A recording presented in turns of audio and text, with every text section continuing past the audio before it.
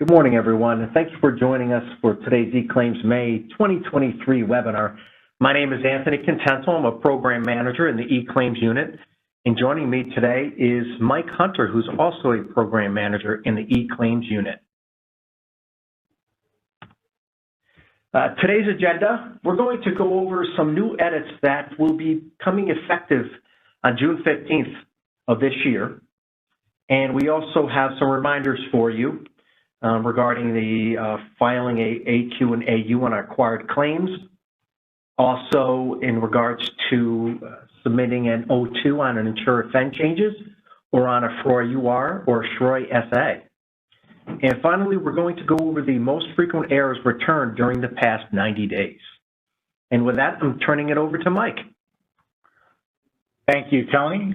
First, we'll go over the reminder for new edits effective 6/15/2023. The first new edit that becomes effective on June 15, 2023 is a population restriction. This is, again, a new error out of IIBC IRR recently.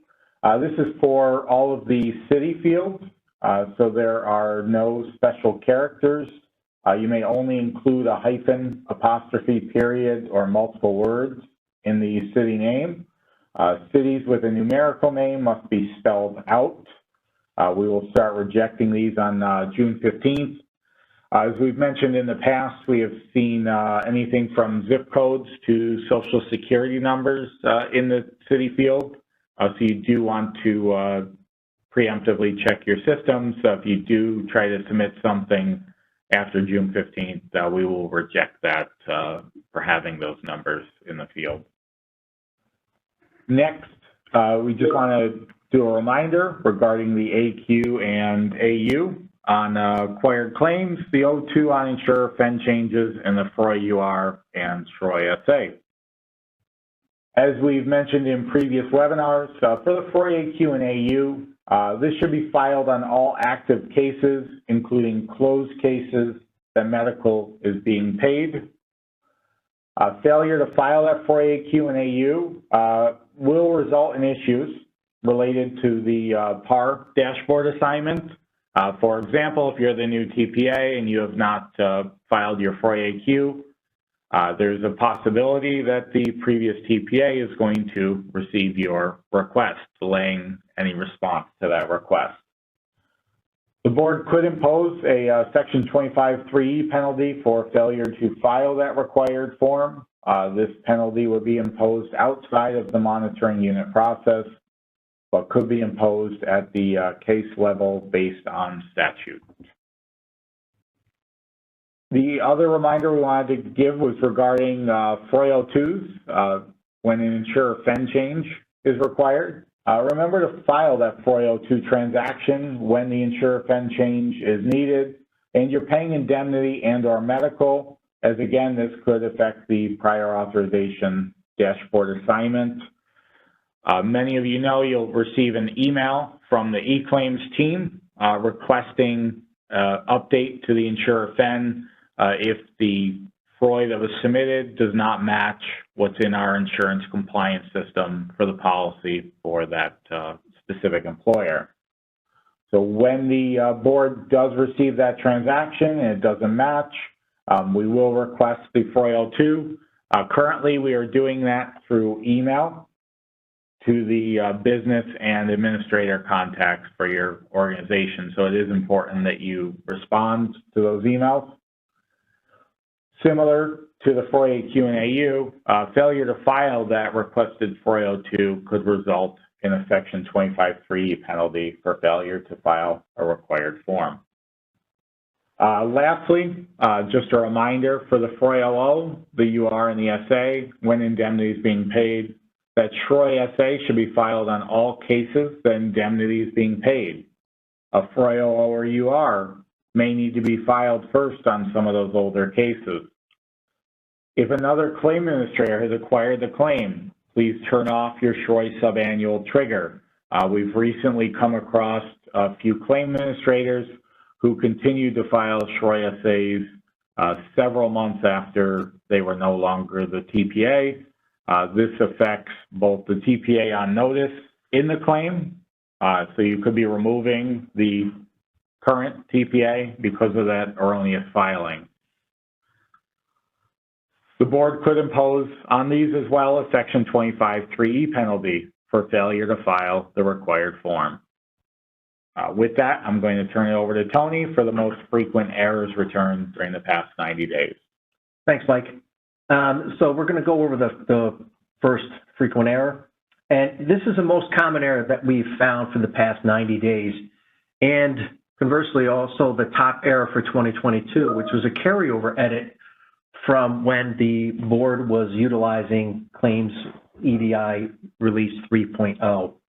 And it's population restriction 0085-064A. And the population restriction is intended to prevent a new DN0085, which is a benefit type code, from being introduced as a sweep benefit if not previously submitted as an event benefit or a SROI-UR G or an SA was included in the benefit type code.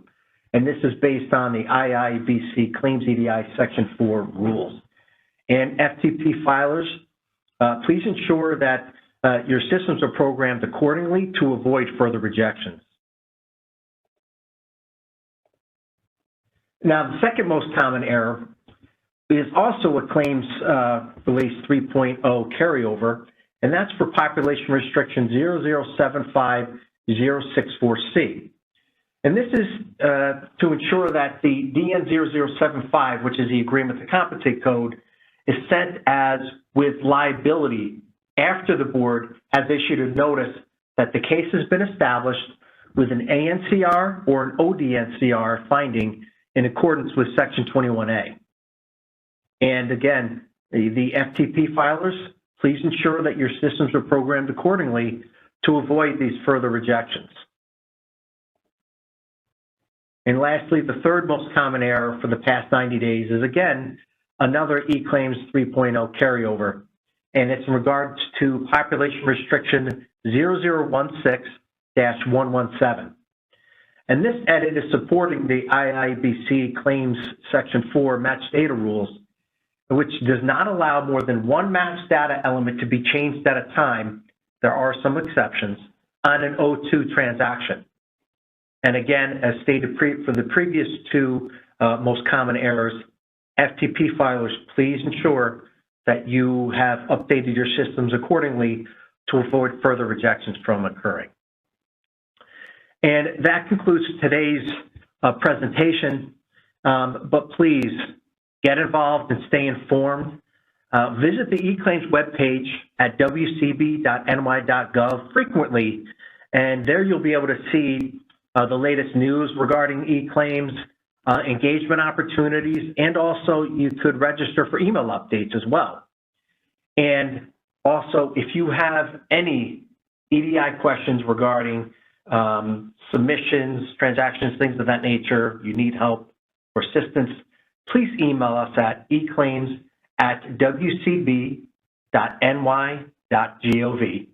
And also, please follow us on social media with the social media programs listed on your screen currently.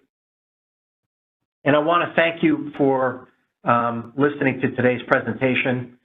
As always, we appreciate you taking the time out of your day and utilizing it to listen to the latest webinars that we've had. We greatly appreciate it, and we also greatly appreciate any feedback you provide us regards to the webinars and also just submissions on EDI that you've come across. Thank you very much. Have a good day.